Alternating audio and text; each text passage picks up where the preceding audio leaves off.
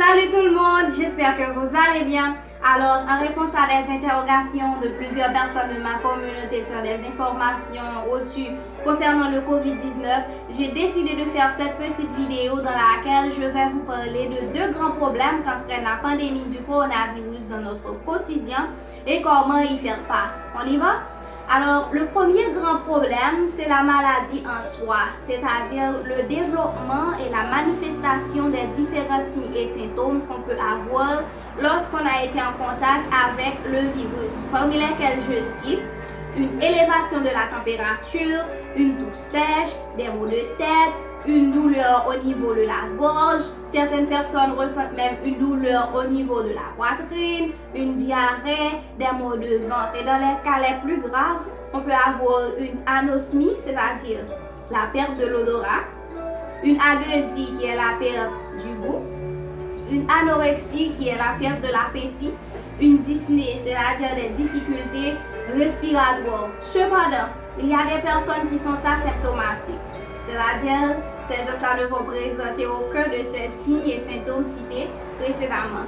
À noter qu'il existe des facteurs de comorbidité, c'est-à-dire des facteurs lorsqu'ils sont présents peuvent aggraver la situation d'une personne qui a été en contact avec le virus. Parmi ces facteurs de comorbidité, on a les affections cardiovasculaires, le diabète, l'hypertension artérielle, l'insuffisance rénale, les cancers, le cirrhose du foie, le VIH non contrôlé, l'obésité. En fait, toutes les situations qui diminuent l'immunité sont des facteurs de comorbidité et peuvent aggraver le pronostic vital de la personne concernée. Donc ces personnes-là doivent s'assurer de se protéger davantage, du moins éviter des endroits trop fréquentés.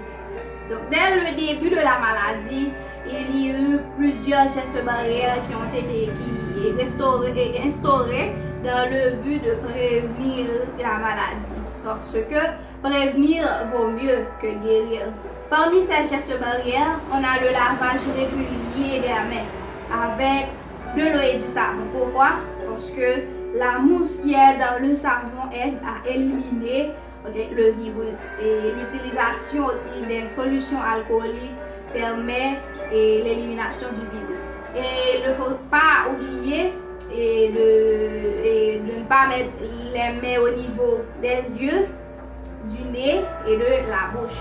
On a le port des masques qui, de nos jours, devient très important contre la propagation du virus. La distanciation sociale aussi permet une certaine prévention. On a plusieurs autres gestes barrières. On a le renforcement de l'immunité par la consommation des fruits et légumes, ou du moins de faire des exercices. Et toutes les mesures hygiéniques sont très importantes contre la propagation, ou du moins la propagation de la maladie. Donc, les chercheurs et scientifiques travaillent d'arrache-pied à longueur de journée dans le but de concevoir un vaccin, ou du moins d'apporter des traitements appropriés.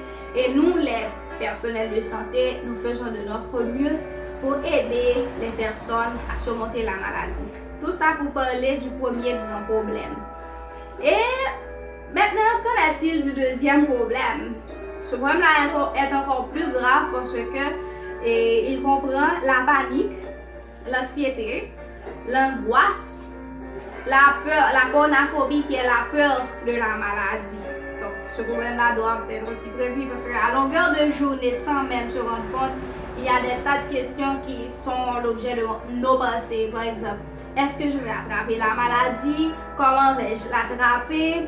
Et si un membre de ma famille l'attrapait, comment est-ce que je vais réagir? Est-ce que je respecte toutes les mesures préventives? Et si j'étais un porteur sain, quand est-ce que cette maladie, cette pandémie prendra fin pour que tout recommence à nouveau? Donc ces questions-là sont l'objet de nos pensées parfois sans même se rendre compte.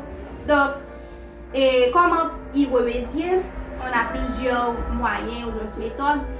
Et tout d'abord, il faut faire un plan. Il faut faire un plan, c'est-à-dire on dit aujourd'hui, je vais faire ci, je vais faire ça. La lecture aussi est très importante, la lecture des livres de motivation, du moins des livres de la Bible. Il faut prier davantage, méditer, faire des exercices, faire du sport et renforcer l'immunité. Comment renforcer l'immunité? Donc, j'ai une vidéo qui en parle sur comment bien manger. J'espère que vous aurez la chance de la regarder. Et pour le renforcement de l'immunité pour quelqu'un qui n'a pas grand moyen, il doit s'assurer que chaque jour dans son plat, il met les 3 grands groupes d'aliments. On a les aliments constructeurs, les aliments protecteurs et les aliments, comme vous pouvez le voir, les aliments constructeurs, les aliments protecteurs et les aliments énergétiques. Donc, tous ces 3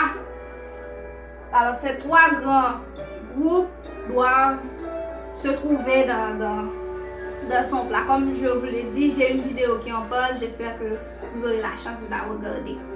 Il faut occuper ses pensées avec de bonnes choses, ok? Pour ne pas se stresser, parce que le stress peut renvoyer à une dépression, qui dit une dépression chronique peut même renvoyer au suicide. Et tout en vous conseillant de prier davantage, prier Dieu davantage, je vous conseille à respecter toutes les mesures hygiéniques instaurées et même les renforcer, ok? Pour lutter contre cette nouvelle maladie, c'est ce nouveau virus. Voilà, et c'est la fin de cette vidéo. J'espère que je vous ai aidé. Je vous prie de la partager avec vos proches, vos amis. Et je vous dis bye à une prochaine vidéo.